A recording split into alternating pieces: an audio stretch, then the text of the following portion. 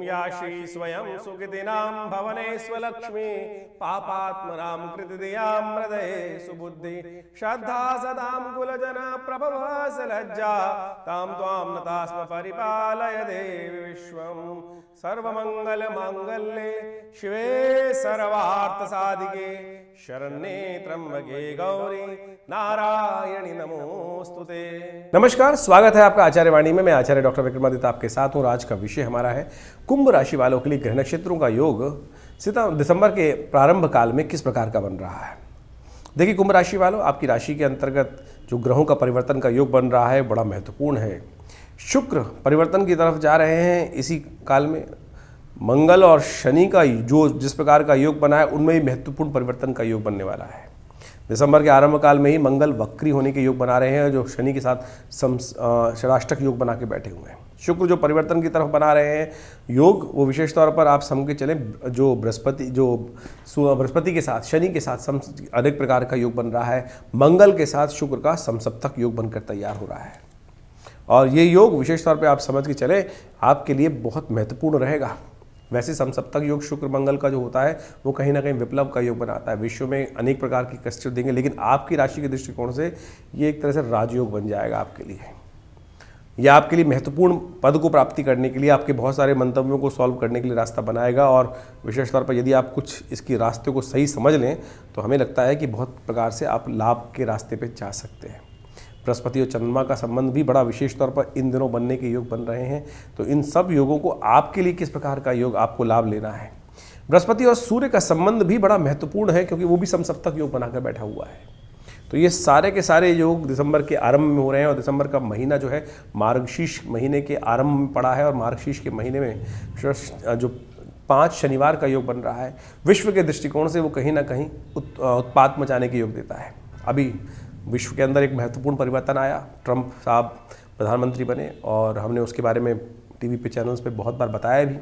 इसके साथ साथ एक उम्मीद जागी थी कि विश्व में शांति का दौर बनेगा, लेकिन ग्रह नक्षत्र दिखा रहे हैं कि आने वाले कुछ महीनों में 3, 4, 5 महीनों में उत्पात बढ़ेगा और ख़ासतौर पर आतंकवादी घटनाएं, कहीं ना कहीं विप्लववादी घटनाएं, कहीं ना कहीं अवसाद, कहीं ना कहीं उत्पात बढ़ने के योग बनेंगे। 12 तारीख को जाकर दिसंबर में बुध भी उदय होने के योग बना रहे हैं और वो खासतौर पर उत्पात को और बढ़ाएंगे। तो ऐसे में जो आपके नक्षत्र क्या करने जा रहे हैं, देखिए बहुत सारे ग्रहों का योग परिवर्तन का तो होता ही है। इन दिनों हमारी भारतीय संस्कृति, हम ज्योतिष के साथ जिस प्रकार से आपके समक्ष उस विचार को रखते हैं वो चमत्कार से परिपूर्ण है। भारतीय संस्कृति चमत्कारों से परिपूर्ण है। महालक्ष्मी की इच्छा सबके जीवन में होती है कि महालक्ष्मी की कृपा उनके ऊपर हो, लेकिन जीवन में कई बार ऐसे समय आते हैं कि महालक्ष्मी पलायन कर जाती हैं। ऐसे ही घटना एक शास्त्र में वर्णित आती है कि इंद्र के स्वर्ग से भगवती पलायन कर गई, श्रीविहीन हो गए इंद्र। हम और आप भी जिस प्रकार से कई बार लगता है कि महालक्ष्मी की कृपा नहीं है, ऐसे ही घटना जीवन में घटी जो शास्त्र में जो खास तौर पर प्रमाणित कही गई है, देवी पुराण के अंदर कथा आती है। और इस दिसंबर के आरंभ काल में एक ग्रह योग बनने वाला है, एक तिथि बनने वाली है जिस दिन से इंद्र ने भगवती की वो आराधना संकल्प खास तौर पे उपाय किया और उसके बाद महालक्ष्मी का पदार्पण उनके स्वर्ग में हुआ। वो क्या विषय था वो भी हम आपको बताएंगे। आपकी राशि के दृष्टिकोण से सिलसिलेवार तरीके से आपको समझना चाहिए ग्रह नक्षत्र आपके लिए किस प्रकार का योग बना रहे हैं। यदि हम सबसे पहले बात करें 1 दिसंबर की रविवार का अवसर, अमावस्या तिथि है और उस दिन ग्रह नक्षत्रों के दृष्टिकोण से आपकी राशि में बड़ा सुंदर योग बना हुआ है। मेहनत के अनुसार से लाभ मिलने के योग गारंटीड बने हुए हैं, गारंटीड लाभ के योग बने हुए हैं आपके कर्म के अनुसार से। तो इसलिए कर्म में कुताही मत बरतना। बृहस्पति और चंद्रमा आपस में एक दूसरे के बिल्कुल सामने बैठे हैं। सूर्य के साथ युक्त चंद्रमा बैठे हुए हैं वो आपके लिए लाभ के योग बहुत सुंदर तरह बना रहे हैं। बस आपको इसके अनुसार से कार्य करना है, इसलिए कार्य में कहीं गलती ये नहीं करना है आपको कि कुताही बरतने। कर्म के अनुसार से फल आपको प्राप्ति के योग बने हुए। अमावस्या है इस दिन, कोशिश करें आपके दशम भाव में सूर्य, पिता वाले भाव में, पितरों वाले भाव में सूर्य विद्यमान है, चंद्रमा के साथ अमावस्या का योग बन रहा है। तो ऐसे में पितरों के निमित्त कुछ तर्पण करें, ब्राह्मण भोजन कराएं, गऊ ग्रास निकालें। देखिए पितरों का आशीर्वाद मिल जाता है ना, तो कहा जाता है कि बहुत सारे जीवन में कष्ट के योग जो होते हैं वो दूर हो जाते हैं और समझें उससे ऋण निवृत्ति हो जाती है। यदि सपने में बहुत सारे पितर आते हैं बार बार या बार बार मन विचार पितरों के संबंध में, दिवंगत आत्माओं के संबंध में रहता है, तो कहीं ना कहीं कुछ ना कोई अपेक्षा कर रहा है। तो ऐसे में उस चीज़ को दूर करने के लिए अवश्य अमावस्या के अमावस्या आपको कम से कम, वैसे तो नित्यपति करना चाहिए, तो कम से कम अमावस्या के दिन तो तर्पण अवश्य करें। थोड़ा जल में तिल डालकर अपने पितरों का ध्यान करते हुए गायत्री का जप करते हुए तस्मै सुधा, यदि कोई स्त्री है तो तस्मै सुधा इस बात का मंत्र जप करने का प्रयास कीजिए। देखिए परिवर्तन का योग बनेगा। 2 तारीख का अवसर सोमवार का, 2 दिसंबर सोमवार का दिन है। शुक्ल पक्ष आरंभ हो रहा है मार्गशीर्ष महीने का, और साथ साथ आपकी राशि के दृष्टिकोण से देखें तो महत्वपूर्ण योग है, लाभ के योग बने हुए हैं, और जितने आगे बढ़ेंगे उतना अनुसार से लाभ की स्थिति बना सकते हैं। इस दिन महत्वपूर्ण ग्रह परिवर्तन की तरफ जा रहा है शुक्र, जो परिवर्तन करके आपके 12वें भाव में जा रहे हैं, और ये आपके लिए ओवरऑल बहुत अच्छा योग बना रहे हैं। आपके संपर्कों से लाभ प्राप्त हो सकता है, और बहुत सारे रुके हुए कार्यों में आप गति प्राप्त करने के योग बना सकते हैं। तो ऐसे में विशेष तौर पर इसका लाभ पूरी तरह से लेने के लिए आपको थोड़े बहुत खास तौर पे अपने परिश्रम को बढ़ाना पड़ेगा। परिश्रम के अनुसार से लाभ प्राप्ति के योग अच्छे बनते दिखाई दे रहे हैं।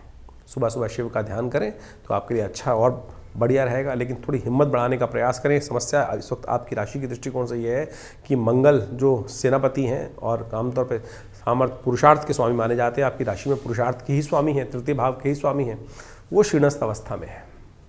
शुक्र ने परिवर्तन करके थोड़ा मंगल को प्रोवोक करने का प्रयास तो किया है, लेकिन मंगल जो है वो जिस प्रकार से हैं उसमें थोड़ी लगातार ताकत देने की आपको ज़रूरत पड़ने वाली है। एक बात और ध्यान रखिएगा, 2 विशेष तौर पर ग्रह नक्षत्रों के दृष्टिकोण से आप कोशिश ये करें, सबसे अच्छा है कि हनुमान जी का नित्यपति स्तवन करें। 3 तारीख का अवसर, मंगलवार का अवसर, द्वितीया तिथि है, और ग्रह नक्षत्रों के दृष्टिकोण से आपके लिए दिन अच्छा ही है। तो इसलिए थोड़ा ध्यान रखें कि बेकार के ट्रैवल वाले काम, बहुत ज़्यादा हेक्टिक शेड्यूल वाले कामों में बचने का प्रयास करें। इन दिनों अननेसेसरी के बहुत सारे काम आपके जिम्मे पड़ सकते हैं, ना चाहते हुए भी कुछ ट्रैवल अधिक होने के योग बन सकते हैं। अननेसेसरी पैर में चक्कर जिसे बोला जाता है ना, कुछ ना कुछ कभी इधर कभी उधर फालतू के काम बहुत ज़रूरी जो हो उनको पैटर्न सेट करने का प्रयास करें, बेकार कामों को अवॉइड करने का प्रयास करें, स्क्रूटनाइज करने का प्रयास करें। देखें कौन सी चीज़ ज़रूरी कौन सी चीज़ ज़रूरी नहीं है, और जो फालतू की चीज़ है उनको निकालने का प्रयास करें। ये सबसे श्रेष्ठ उपाय है। मंगलवार है, कोशिश करें हनुमान चालीसा का स्तवन करें, कल्याण होगा। एक बात और ध्यान रखें, 2 और 3 तारीख को ज्येष्ठ और मूल नक्षत्र का योग है, ये गंडमूल के अंतर्गत आते हैं। इन तिथियों में जो जन्म लें आपके घर में जातक, उनकी माता पिता को खासतौर पर ध्यान रखना चाहिए कि मूल शांति कराएं। और यदि आपने भी इन ज्येष्ठ और मूल नक्षत्रों में जन्म लिया है तो हमारी आपको खासतौर पर एक सुझाव है, कोशिश करें अवश्य मूल शांति करा लें। बहुत बार क्या होता है कि माता पिता ध्यान नहीं रखते हैं, मूल शांति नहीं हो पाती है, और बच्चा जीवन पर्यंत परिवार के साथ कष्ट में ही रहता है और समझ में नहीं आता किस कारण से कष्ट हो रहा है। 4 तारीख का दिन बुधवार का अवसर है, तृतीया तिथि है, और ग्रह नक्षत्र परिवर्तन करने का योग बनाएंगे। वो आपके लिए नई उम्मीद के साथ ग्रह परिवर्तन की तरफ जा रहे हैं, और ये परिवर्तन आपके लिए महत्वपूर्ण रहेगा। ग्रह नक्षत्र दिखा रहे हैं साथ साथ, लेकिन साथ साथ थोड़े खर्चे बढ़ने के योग भी बन सकते हैं। ऐसे में विशेष तौर पर आपको थोड़ा सा कुछ कार्य करने का प्रयास करना चाहिए। विघ्नों को दूर करने के लिए भगवान गणेश का स्तवन करें, वो आपके लिए अच्छा रहेगा। 5 तारीख बृहस्पतिवार का अवसर, चतुर्थी तिथि उदया तिथि है, और उस दिन भद्रा का योग भी है। करीब करीब दोपहर तक नए कार्यों को आरंभ करने से बचना चाहिए, 1 बजे तक। उसके बाद भद्रा समाप्त हो जाएगी, लेकिन परिवर्तन का योग बन चुका है। ये आपके लिए 50-50% चांसेस देने के योग बना रहा है। थोड़े खर्चे तो बढ़ाएगा, थोड़ा स्वास्थ्य में भी परेशानी करेगा, लेकिन साथ साथ धन आगमन का कोई रास्ता, लाभ का कोई रास्ता भी बना सकता है, क्योंकि बृहस्पति से दृष्ट होकर चंद्रमा आपके 12वें भाव में शुक्र के साथ विराजमान हो गया है। कुछ अच्छा कुछ खराब योग बना रहा है। हो सके तो गरीबों की सेवा अवश्य करने का प्रयास, जरूरतमंदों की सेवा करने का प्रयास करें, उससे आपको लाभ होगा। 6 तारीख शुक्रवार का अवसर, पंचमी तिथि है, और ये पंचमी बेहद खास है। ये है श्री पंचमी। इस दिन ही भगवान राम का जानकी जी के साथ विवाह भी हुआ था, तो बहुत शुभ तिथि है भारतीय संस्कृति के अनुसार से, पंचांग के अनुसार से। श्री पंचमी, बहुत सारे लोग इसका महत्व समझते ही नहीं है। ग्रह नक्षत्रों के दृष्टिकोण से समझें, गज केसरी योग का निर्माण आपकी राशि में हो रहा है। साथ साथ आपकी राशि में थोड़ी सी समस्या ये है कि मंगल आपके बहुत क्षीणस्थ अवस्था में चल रहे हैं, और थोड़ा सा आपको नेगेटिव करते चले जा रहे हैं। आपके परिश्रम से शत्रु लाभ लेने के योग बना रहे हैं, ऐसे योग बनते दिखाई दे रहे हैं। और ऐसे में ध्यान रखिएगा, महालक्ष्मी कृपा प्राप्त करने के लिए बड़ा सुंदर योग बना है श्री पंचमी का। भारतीय संस्कृति में आज इसका विज्ञान जो है बहुत सारे लोग भूल चुके हैं। श्री पंचमी, श्री यानी लक्ष्मी, पंचमी यानी पंचमी का संबंध आमतौर पर लोग सरस्वती के साथ जोड़ देते हैं, लेकिन श्री पंचमी शास्त्र में विद्यमान है। देवी पुराण के अंदर कहा जाता है कि जब इंद्र श्री विहीन हो गए, इसकी पूरी कथा है। हमने आपको कार्यक्रम के आरंभ में बताया था कि एक छोटा सा सूत्र, यदि इस प्रयोग को कर ले तो आप समझ लें भगवती कृपा अवश्य होगी। और जिसने भी किया है, इंद्र ने किया तो महालक्ष्मी को प्राप्त किया। तो आप भी क्यों वंचित रहते हैं, इसको अपनाने का प्रयास करें। तो श्री पंचमी की अद्भुत कथा है, और इस बात तो श्री पंचमी बहुत सुंदर शुक्रवार के दिन पड़ रही है। श्री पंचमी मार्गशीर्ष मास के शुक्ल पक्ष की पंचमी को पड़ने वाली जो तिथि होती है उसको पंचमी कहा जाता है, श्री पंचमी कहा जाता है। और श्री पंचमी महालक्ष्मी को प्रसन्न करने का अद्भुत दिवस है। कहा जाता है कि इस संसार में महालक्ष्मी की आवश्यकता किसको नहीं है। और एक बार बड़ी विचित्र विडंबना भी है, जब महालक्ष्मी आ जाती हैं तो धीरे धीरे संसार के अंदर वो जिस घर में आ जाती हैं धीरे धीरे कुछ समय बाद उनकी उपेक्षा भी शुरू हो जाती है। लोग ऐसे हो जाते हैं मदमस्त कि उनको फिर महालक्ष्मी की, पहले जब महालक्ष्मी खाली होती है जेब तब तो लगता है कि महालक्ष्मी कृपा नहीं कर रही, लक्ष्मी है नहीं, पैसा नहीं है, पैसा नहीं है। और जब पैसा आ जाता है तो क्या होता है कि धर्मयुक्त कार्य भी बहुत सारे होने बंद हो जाते हैं। जो धर्मयुक्त कार्य कर पाए तो बहुत अच्छा है, सोचे अधर्म के कार्य शुरू हो जाते हैं और लोग उदासीन हो जाते हैं। जिस प्रकार से महालक्ष्मी के अभाव, जब बहुत ज़्यादा प्रचुर मात्रा में महालक्ष्मी आ जाती हैं, अच्छी मात्रा में आ जाती हैं, आप सोचें जिसके पास 10 रुपये नहीं तो उसके बाद 10 रुपये आ जाएं तो फिर वो जब लगातार आने शुरू हो जाए, सोर्स आ जाए, तो फिर उसको लगता है कि भाई इतने तो आ ही रहे हैं, इतने आए। जब किसी को लाखों करोड़ों रुपये आ जाते हैं तो धीरे धीरे क्या होती है, धन के प्रति उपेक्षा शुरू हो जाती है। ये मानव फितरत है। ऐसा ही हुआ भारतीय संस्कृति में कथा विद्यमान है सनातन के अंदर कि एक बार जब संसार में अंदर प्रचुर मात्रा में महालक्ष्मी संसार में अपनी कृपा बरसा रही थी, देवताओं पर स्वर्ग में भी भगवती महालक्ष्मी का संसार में अद्भुत प्रभाव था। ऐसे में कहा जाता है कि महालक्ष्मी किसी कारण से उदास, जो संसार की उपेक्षा देखकर उपेक्षा होने लगी महालक्ष्मी का, लोग दुराचार गलत कार्यों में फंसने लगे, व्यभिचार करने लगे, गलत करने लगे। भगवती ने देखा कि बड़ी उपेक्षा हो रही है, धन से सुंदर कार्य हो नहीं रहे हैं। तो कहा जाता है महालक्ष्मी स्वर्ग को त्याग कर, इस संसार से हटकर श्री सागर, जो सागर के अंदर कहा जाता है प्रवेश कर गई। महालक्ष्मी की कथा मिलती है क्योंकि क्षीर सागर, जो विशेष सागर का मंथन हुआ, सागर मंथन, उसमें से महालक्ष्मी निकली थी। कैसे प्रवेश किया उन्होंने स्वयं प्रवेश किया संसार से उदासीन होने के बाद। संसार से उदासीन हो गई कि बिल्कुल आज धन का इतना दुरुपयोग लोग कर रहे हैं। और कहा जाता है कि जब संसार से महालक्ष्मी चली गई, समुद्र में प्रवेश कर गई, तो संसार जो था श्री विहीन हो गया, स्वर्ग भी श्री विहीन हो गया, देवता भी त्रस्त हो गए कि अब पैसा, महालक्ष्मी कृपा नहीं है। श्री केवल लक्ष्मी नहीं है, श्री ऐश्वर्य भी है, श्री कीर्ति भी है, श्री शांति भी है। महालक्ष्मी जो है वो शांति का भी स्वरूप है, अन्न का भी स्वरूप है, समृद्धि का भी स्वरूप है, मन की शांति का भी स्वरूप है। कई प्रकार से वो जब श्री भगवती जाके समुद्र में प्रवेश कर गई तो सब बड़े त्रस्त हुए, परेशान हुए।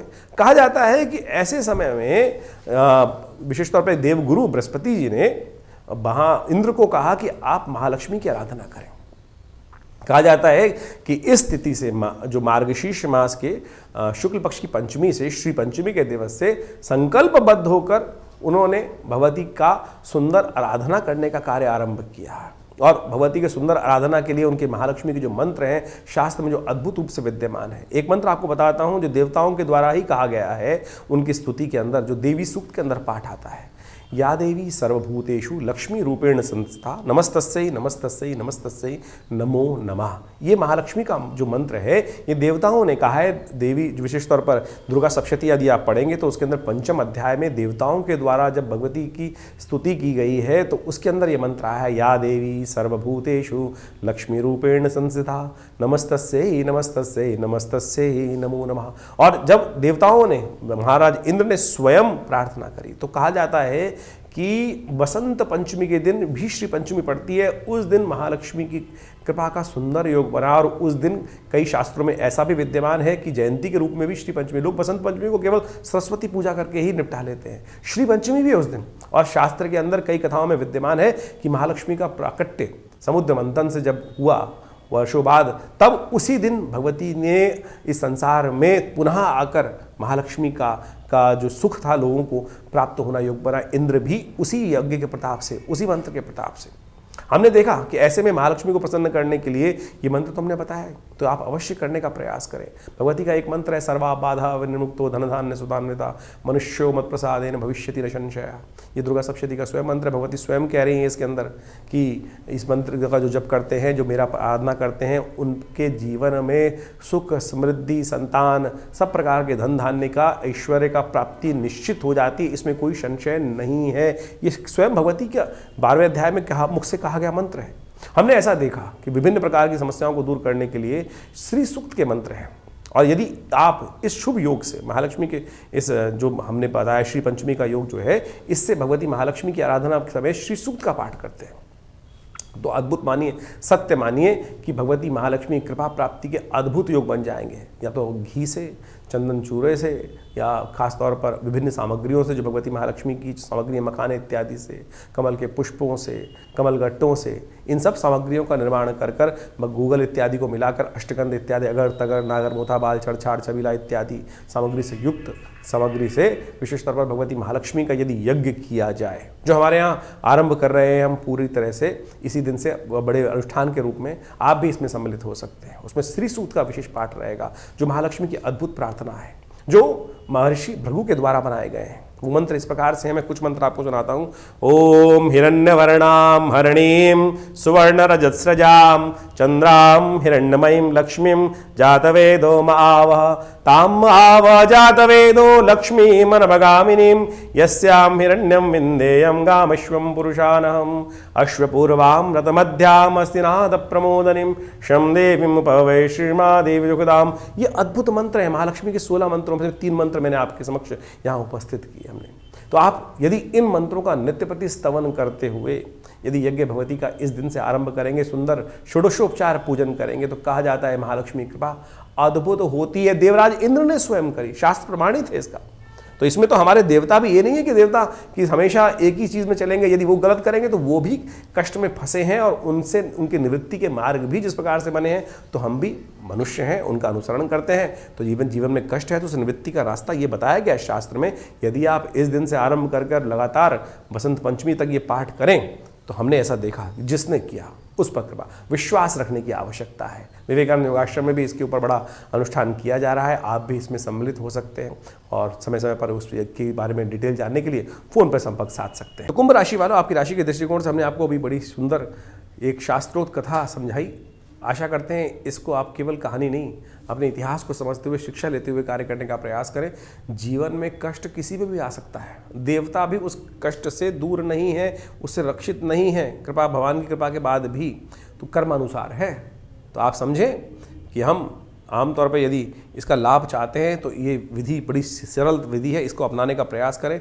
अब से लेकर श्री बसंत पंचमी तक ये उपाय किया जाता है और जिन्होंने भी किया है इसका लाभ अवश्य मिला है, शास्त्र में प्रमाणित है। शुक्रवार का अवसर है, गौ पूजन अवश्य करें। देखिए बहुत सुंदर योग बनेगा आपके लिए। शुक्र आपके लिए जिस प्रकार का योग बना रहे हैं, इस वक्त राजयोग का निर्माण कर रहे हैं, शुक्र का संबंध गौ से है और गौ की सेवा करने से बहुत सुंदर लाभ प्राप्त होगा, ये समझ लीजिए। बहुत सारे लोग ऐसी समस्या हो जाती है कि हम जब भी गऊ का कुछ बात बताते हैं तो बहुत सारे लोग व्हाट्सअप पे या बहुत सारे मैसेज भेजते हैं हमको कि भाई दिल्ली में या बहुत सारे बड़े बड़े शहरों में अब गायें दिखती नहीं हैं, गाय गौ सेवा कैसे करें।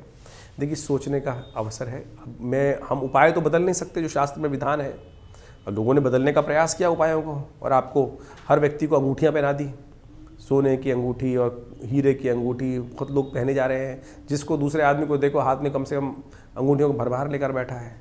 क्या आप सोच सकते हैं कि इतने नग पृथ्वी से निकलते होंगे जितने आज तथाकथित तौर पर ये सारे के सारे, और फिर हम लाखों रुपए खर्च कर कर चाहते हैं कि हम बहुत सही प्रकार से। अब शास्त्र में कहीं किसी को भरमाया नहीं है। शास्त्र ने बड़े सीधे तरीके से बताया, एक रोटी लेकर गाय को खिला दे भाई। अब आप कह रहे हो गाय नहीं मिलती, तो भैया गौशालाएं तो हैं बहुत सारी। इंटरनेट पे आप बैठे हो, जाके सर्च करो, बहुत अच्छी अच्छी गौशालाएं, आपको बहुत अच्छी अच्छी संस्थाएं मिल जाएंगी।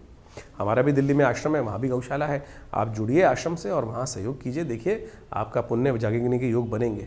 7 तारीख शनिवार, षष्ठी तिथि विद्यमान है और कुंभ में चंद्रमा प्रवेश करने के योग बना रहे हैं, इस यानी परिवर्तन का योग बना रहे हैं। मंगल भी वक्री होने जा रहे हैं, तो कुंभ राशि आपकी राशि है और उसी में चंद्रमा विराजमान होने वाले नई शक्ति के साथ, नए योग के साथ। और मंगल भी विशेष तौर पर वक्री होने के योग बना रहे हैं और छठे भाव में बैठकर, ये योग बड़ा विशेष है। तो यार आपकी राशि के दृष्टिकोण से देखा जाए तो ये दिन आपके लिए नई हिम्मत, नए विचार, नए रास्ते दिखाने वाला रहेगा। हाँ, कुंभ राशि वालों ये समझ लो कि मंगल का वक्री होना आपके लिए थोड़ा सा पॉजिटिव ही है, नेगेटिव नहीं है। मंगल जहाँ बैठा है उसमें थोड़ी सी शक्ति बनेगी और शत्रुओं को क्षय करने का रास्ता आपको प्राप्त हो सकता है, क्योंकि शुक्र मंगल का युति की जो प्रकार सप्तम तक योग बन गया है, ये कहीं ना कहीं आपके कार्यों में लाभ देने की स्थिति उत्पन्न कर सकता है। बस आपको ध्यान ये रखना है कि इसमें मंगल की थोड़ी शक्ति बढ़ाने का आपको प्रयास करना चाहिए। मंगल इस वक्त नेगेटिव है, थोड़ा सा उसको शक्ति बढ़ाने का प्रयास करें, क्योंकि अभी ये मंगल जो विशेष तौर पर 7 दिसंबर के दिन वक्री होने जा रहे हैं, इसके लिए आपके लिए सबसे श्रेष्ठ कार्य ये है कि आप लाल चीज़ों का दान करने का प्रयास करें। हो सके तो किसी मंदिर इत्यादि में जाकर जो कंस्ट्रक्शन इत्यादि का सामान होता है, जो चिनाई विनाई का सामान होता है, अपनी सामर्थ्य के अनुसार से दान कर दीजिए। देखिए मंगल का योग शनि के साथ भी बना हुआ है, समसप्तक षडाष्टक योग शुक्र के साथ भी बना हुआ है, तो ये कहीं ना कहीं आपके लिए हमें पॉजिटिव लाभ देने के रास्ते बनाता दिखाई दे रहा है। और आपका तो शनि लग्नेश है, तो इसका लाभ आपको लेने का प्रयास करना चाहिए। स्कंद षष्ठी है इस दिन, विशेष तौर पर स्कंद जी ने कहा जाता है तारकासुर का संहार स्थिति के अनुसार से किया, तो ऐसे में भगवान स्कंद का सुंदर पूजन करें। जहाँ भगवती गौरी का शिव विग्रह विद्यमान हो, स्कंद जी गोद में बैठे हों, तो वहाँ एक मंत्र है, या देवी सर्वभूतेषु मातृरूपेण संस्थिता नमस्तस्यै नमस्तस्यै नमस्तस्यै नमो नमः, कल्याण होगा। 8 तारीख की हम बात करें, उस दिन रविवार का अवसर, सप्तमी तिथि है, मित्र सप्तमी का योग है, रविवार के दिन सप्तमी का योग बन गया है, तो ये योग बड़े अच्छा है आपके लिए। इन दिनों सूर्य महाराज जिस प्रकार से आपकी राशि में चल रहे हैं, वो कई प्रकार से आपके लिए सफलता का योग दे सकते हैं, कार्य सिद्धि का योग दे सकते हैं, तो उनको थोड़ी शक्ति देने की ज़रूरत है आपकी राशि के दृष्टिकोण से। मित्र सप्तमी है, और ऐसे में विशेष तौर पर आपके लिए अच्छा ये रहेगा कि भगवान सूर्य का थोड़ा यज्ञ कर लें। हमने विवेकानंद योगाश्रम में हर रविवार को एक विशेष कार्यक्रम रखा हुआ है, नवग्रह शांति महायज्ञ, तो आप उसमें भी सम्मिलित हो सकते हैं अपने नाम से, उसमें भी आहुतियाँ उपस्थित कर सकते हैं, या स्वयं आना चाहें तो आ सकते हैं। हमारे रविवार वाले यज्ञ में किसी प्रकार का भी कोई शुल्क नहीं लिया जाता, जो व्यक्ति भाग लेना चाहते हैं, तो आप भी सादर आमंत्रित हैं। बहुत सारे लोग कई बार लिख के भेजते हैं कि आप आश्रम के बारे में तो बहुत बताते हैं, तो देखिए आश्रम के बारे में इसलिए बताते हैं, कोई पब्लिसिटी नहीं करते हैं आश्रम की, जो कार्य हो रहा है वो बताना चाहिए। कैसे पता चलेगा व्यक्तियों को? कई बार लोग हमारे चैनल पर लिख के भेजते हैं कि आश्रम की पब्लिसिटी नहीं करते हैं आश्रम के बारे में। अब आप यज्ञ होता है तो आपको सादर आमंत्रित है, उसमें कोई फीस थोड़ी ली जा रही है आपसे। भंडारे में भी स्वयं आप उपस्थित हो सकते हैं, हमारे साथ आइए, यज्ञ करें, सामग्री का पैसा भी आश्रम नहीं लेता है किसी से, तो आप आइए। और आप जो नेगेटिव लोग हैं वो नेगेटिव ज़िंदगी भर रहेंगे, उनको कोई सुधार नहीं सकता, और जो नेगेटिव हैं वो जैसा बो रहे हैं वैसा ही काटेंगे। इस बात को साफ साफ समझना चाहिए, पॉजिटिव रहो, तो इस बात का ध्यान रखो। जिन्होंने दुनिया की कमी निकालनी है वो विशेष तौर पर उसको अपने मनोभाव से हटाने का प्रयास करें, कुतर्क ना करें, तो अच्छा रहेगा। आपकी राशि के दृष्टिकोण से सूर्य आपके लिए लाभ के योग बना के तैयार बैठे हुए हैं इस वक्त, तो उसको आपको यूटिलाइज करना चाहिए। नवग्रह यज्ञ अवश्य करें, सूर्य का मंत्र जप करें, तो आपके लिए अच्छा रहेगा। 9 तारीख सोमवार का अवसर, अष्टमी और नौमी तिथि का योग बन रहा है। नौमी दिल्ली के पंचांग के अनुसार से क्षय है इस दिन, लेकिन चंद्रमा परिवर्तन का योग जो बना रहे हैं वो आपके लिए कहीं ना कहीं उम्मीद जगाते दिखाई दे रहे हैं। आशीर्वाद से लाभ देने के योग बना सकते हैं, बड़े बुजुर्गों का आशीर्वाद देकर जो कार्य करेंगे अच्छा रहेगा। नंदिनी नवमी है इस दिन, भगवती दुर्गा की सुंदर उपासना का अवसर है। उनके आशीर्वाद से सर्वा बाधा विनिमुक्तो धन धान्य सुधान्विता मनुष्य मत प्रसाद भविष्य निसंशय कहा गया भगवती ने स्वयं, तो उनके आशीर्वाद से हमेशा कल्याण ही होता है।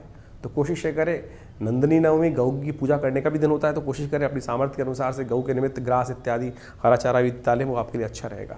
10 तारीख मंगलवार का अवसर, दशमी तिथि विद्यमान है, और इस दिन विशेष तौर पर ग्रह नक्षत्रों के दृष्टिकोण से सर्वार्थ सिद्ध योग बना हुआ है, और आपकी राशि के दृष्टिकोण से ग्रहों का योग आपके लिए कहीं ना कहीं लाभ दे सकता है। आपको ऐसा ग्रह योग बन रहा है, तो इसके लिए थोड़े से सद्कर्म का लाभ लेने का प्रयास करें। मंगल के नेगेटिव प्रभाव को हटाने के लिए हनुमान जी का स्तवन करें, आपके लिए अच्छा रहेगा। तो इस प्रकार से आपने ग्रहों का योगा योग किस प्रकार से आपकी कुंडली में बन रहा है, आपकी राशि के अनुसार से बन रहा है, वो आपने समझने का प्रयास किया। दिन पर दिन ग्रहों की परिस्थिति जो बदलती है, ग्रहों की स्थिति जो बदलती है, नक्षत्रों पे उनका योगा योग जिस प्रकार का बनता है, और साथ साथ आपस में ग्रहों का परस्पर योग जो बनता है, उसके कारण से, उसके अनुसार से हमारे जीवन में उसका प्रभाव उत्पन्न होता है। इस दौरान दिसंबर के आरंभ काल के अंदर जिस प्रकार का ग्रह योग बन रहा है, दो प्रकार के समसप्तक योग बन रहे हैं। सूर्य और बृहस्पति आपस में एक दूसरे के समक्ष समसप्तक योग बना रहे हैं। साथ साथ बीच में जब शुक्र परिवर्तित हुए तो मंगल और शुक्र का भी समसप्तक योग बनकर तैयार हो गया। ये कहीं ना कहीं संसार में उठापटक करने के योग बनाता है। कहा जाता है कि मंगल और शुक्र जब आपस में किसी न किसी प्रकार का संबंध बनाएं या समसप्तक हो जाएं एक दूसरे से, तो कई प्रकार के विध्वंस भी संसार में उत्पन्न होने के योग बन जाते हैं। भूकंप इत्यादि, प्राकृतिक आपदाएं इत्यादि भी बनने के योग बन जाते हैं। और साथ साथ युद्ध की स्थिति आप देख ही रहे हैं किस प्रकार से भयावह स्थिति में आगे बढ़ती चली जा रही है। यदि ग्रहों की ओवरऑल दृष्टि को देखते हुए हम समझने का प्रयास करें तो 12 दिसंबर के आसपास बुध भी जो विशेष तौर पर है वो उदय होने के योग बना रहे हैं, और इसके कारण से विश्व में कई प्रकार के और उत्पात भी आरंभ होते दिखाई दे रहे हैं। देखिए इस प्रकार से, और मार्गशीर्ष का महीना चल रहा है, मार्गशीर्ष के महीने 5 शनिवार का योग भी बन गया, जो विश्व में तनाव को ही उत्पन्न करने के योग देता है। विश्व में विश्व युद्ध के हालात कहीं ना कहीं बनते दिखाई दे रहे हैं। बहुत सारी गणनाओं के अनुसार से कई लोगों ने प्रेडिक्शन भी किया है कि दिसंबर के मध्यकाल के आगे जाकर विश्व में जिस प्रकार की मंगल शनि का टकराव, देखिए ग्रहों को योगायोग समझना चाहिए। ये कहीं ना कहीं आतंकवाद को बढ़ाता है, कहीं ना कहीं आपस के अंतर्द्वंद को उत्पन्न करने की स्थिति को उत्पन्न करता है। साथ साथ मार्केट के रुख को भी हमें समझने का प्रयास करना चाहिए। अभी हमने कुछ दिन पहले प्रेडिक्शन किया था कि जब ग्रहों की स्थिति बदलेगी तो मार्केट का रुख कहीं ना कहीं गिर सकता है, और अभी हमने देखने को भी मिला। तो ऐसा ही योग अभी आने वाले समय में ग्रह योग का बनता दिखाई दे रहा है। तो आपकी राशि के अनुसार से आपको समझना चाहिए। देखिए राशि के विश्व के दृष्टिकोण से हम समझाते हैं, राशि के दृष्टिकोण से आपको दिखाने का प्रयास करते हैं, तो 12 भाग में बांट देते हैं।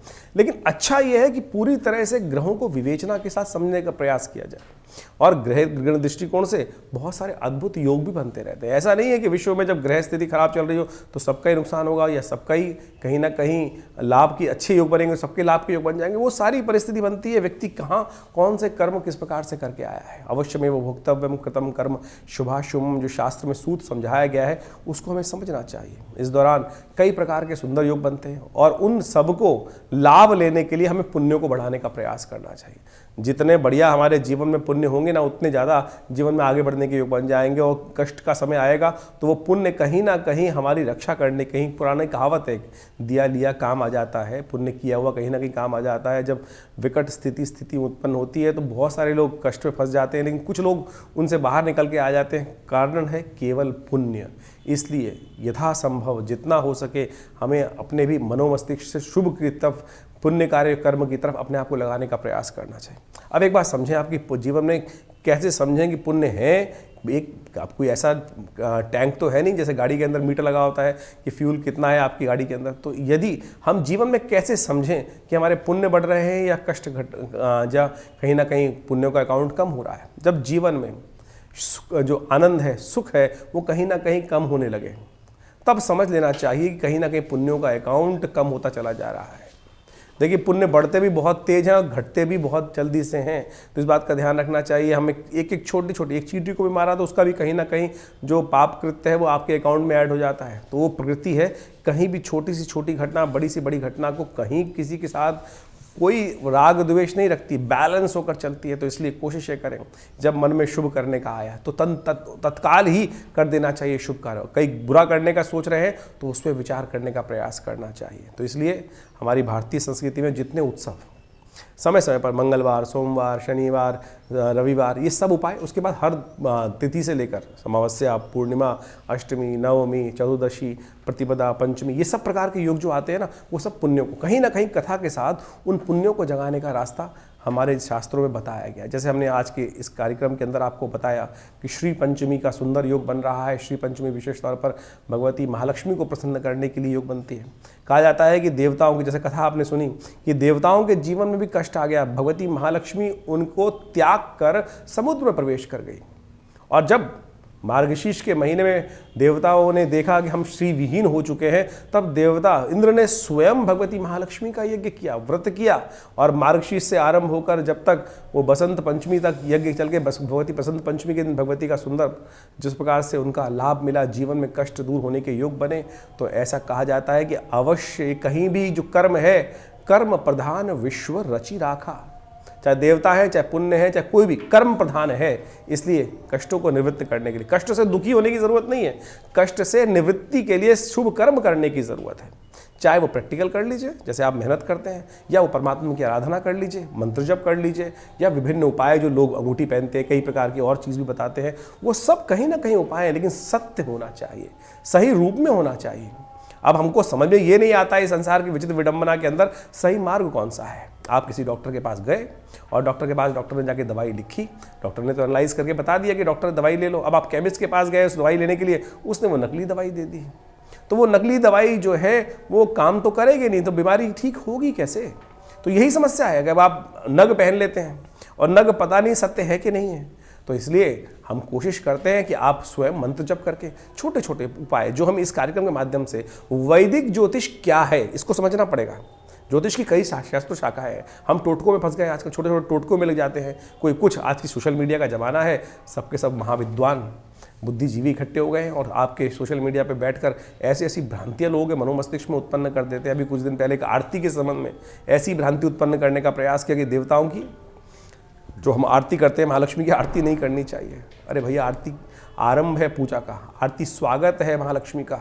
आरती विशेष तौर पर शास्त्र के अंदर जो षोडशोपचार, पंचोपचार, अनेक प्रकार की पूजाएं हैं, उसके अंदर एक अभिन्न अंग है। लेकिन तथाकथित तौर पर कुछ लोग ऐसी भ्रांति उत्पन्न करने का प्रयास करते हैं और बेचारे सीधे साधे जनता जो है वो भ्रमित हो जाती है। तो हम आपको तमाम चीज़ों को सही रूप से बताने का प्रयास कर रहे हैं। हम बता रहे थे ना, जो पत्थर पहनने का एक उपाय शुरू हो गया लोगों ने। दुनिया में इतने पत्थर बिके जा रहे हैं, इतने पत्थर बिके जा रहे हैं, इतने पत्थर तो निकलते भी नहीं होंगे। कभी किसी खान से कभी आपने देखा है कि बोरिया ट्रंक भर भर के पत्थर निकल रहे हैं? अरे विरले पत्थर निकलते हैं, और विरले पत्थरों की कीमत जो होती है वो अरबों लाखों रुपए से ऊपर होती है। और आज पन्ने के नाम पे, मोती के नाम पे, हीरे के नाम पर और माणिक्यों के नाम पर, जिस प्रकार से एक पुखराज इत्यादि के नाम पर धंधा शुरू हो गया है, मैं शब्द का उच्चारण कर रहा हूँ, बहुत दुखद है। तो आप कोशिश ये करें, उसके जो सरल उपाय हैं वो करने का प्रयास कीजिए। सत्य है, बिल्कुल मेहनत से जितना किए करोगे, जो इस कार्य के माध्यम से हमने आपको जोड़ने का प्रयास किया है, उनको करने का प्रयास करिए। इंद्र ने भी तो किया महालक्ष्मी को प्रसन्न करने के लिए। उसने कब हीरा पहन लिया? उसने कब कुछ और उपाय किया? उसने व्रत किया। शास्त्र में देवी पुराण के अंदर इसका पूरा आख्यान उपस्थित है। मार्गशीर्ष महीने के पंचमी, शुक्ल पक्ष की पंचमी के दिन से इंद्र ने भगवश्री पंचमी के दिन भगवती महालक्ष्मी को प्रसन्न करने के लिए व्रत किया, श्री सूक्त का पाठ किया। वो जो है वो अद्भुत है, सत्य माने, और वो समस्त मनोग्रोथों को सिद्ध करने वाला है।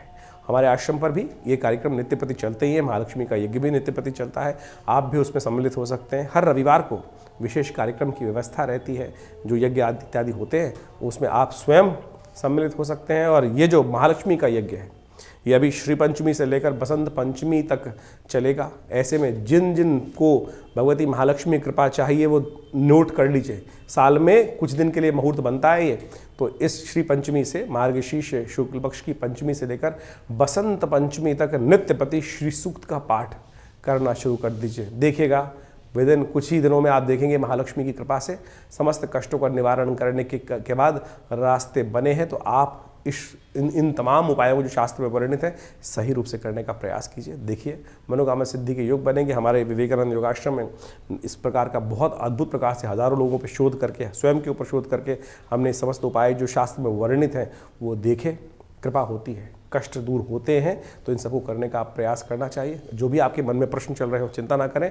हमने इस कार्यक्रम के माध्यम से बहुत सारी व्यवस्थाएं करी हैं। वैसे तो रविवार को हम स्वयं मिलते हैं विवेकानंद योग आश्रम, दिल्ली में खुद जमुना पार में जो आश्रम है विवेकानंद योग आश्रम में, यज्ञ के बाद हम बैठते हैं वहीं पर। आप जो भी प्रश्न करेंगे उनके निदान अवश्य, जो मन में जो प्रश्न चल रहे हैं उनको निदान आप बिल्कुल निःशुल्क प्राप्त कर सकते हैं। बिल्कुल निःशुल्क रविवार के दिन एक व्यवस्था है। लेकिन उसके बाद यदि चाहते हैं तो फिर अपॉइंटमेंट्स होती हैं, वो अपॉइंटमेंट लेकर आप मिल सकते हैं। एक और भ्रांति लोगों में चल रही है, बहुत सारे लोगों को हमारे पास कई बार फ़ोन आता है कि किसी व्यक्ति से उनकी बात हुई और उसने मेरे नाम से, हमारे नाम से आपसे बात करने का प्रयास किया, या किसी प्रकार का कोई शुल्क, हमारी अपॉइंटमेंट फ़ीस जरूर होती है, वो आप अपॉइंटमेंट फ़ीस हमारे जो नंबर्स आपके सामने स्क्रीन पे चल रहे हैं उन्हीं पर बात करके ले सकते हैं। लेकिन इसके अलावा यदि कोई हमसे, हमारे नाम से आपसे बात कर रहा है तो हम उसकी जिम्मेदारी नहीं ले सकते हैं। तो इसलिए इतना आपको ध्यान रखना पड़ेगा। बहुत सारे लोग आज समाज में हैं जो कई प्रकार से फ्रॉड करने का प्रयास कर रहे हैं। हम आपको अवगत कराने का इस चैनल के, अपने चैनल के माध्यम से आपको समक्ष रख रहे हैं। दिल्ली में विवेकानंद योग आश्रम हमारा एक ही आश्रम है दिल्ली में, या फिर तो इसलिए इसके अलावा भारत में कोई हमारा आश्रम नहीं है। बहुत सारे लोग हमारे अलग अलग नाम से बहुत सा कई बार हमारे को सपना आते हैं मैसेजेस कि हमने यहाँ पर वहाँ पर कई प्रकार से जगहों पे, लेकिन हमारा कहीं कोई और आश्रम नहीं है। दिल्ली में ही विवेकानंद योग आश्रम है जमुना पार में। आप किसी भी समस्या का निदान चाहें तो आश्रम पर आकर स्वयं मिल सकते हैं। और हमारे आश्रम की तरफ से कोई शुल्क किसी प्रकार का, हाँ कंसल्टेंसी शुल्क जरूर होता है, क्योंकि जन्मपत्री इत्यादि जो दिखनी है उसका शुल्क आश्रम की तरफ से रखा गया है। वो आप इन फ़ोन नंबर्स पे मांग कर आप व्यवस्था समझ सकते हैं। और सादर विभिन्न कार्यक्रमों में आश्रम में आप आमंत्रित हैं। आइए विवेकानंद योगाश्रम में यज्ञ में भाग लें, माँ भगवती का सुंदर दर्शन करें। एक बहुत बड़ा हॉस्पिटल है योग प्राकृतिक चिकित्सा आयुर्वेद का जो हम चलाते हैं। 100 बेड का हॉस्पिटल है। बहुत सारे लोग आके उसमें अद्भुत प्रकार से स्वास्थ्य का लाभ भी ले रहे हैं। आप भी जुड़ सकते हैं हमारे साथ। धन्यवाद, नमस्कार।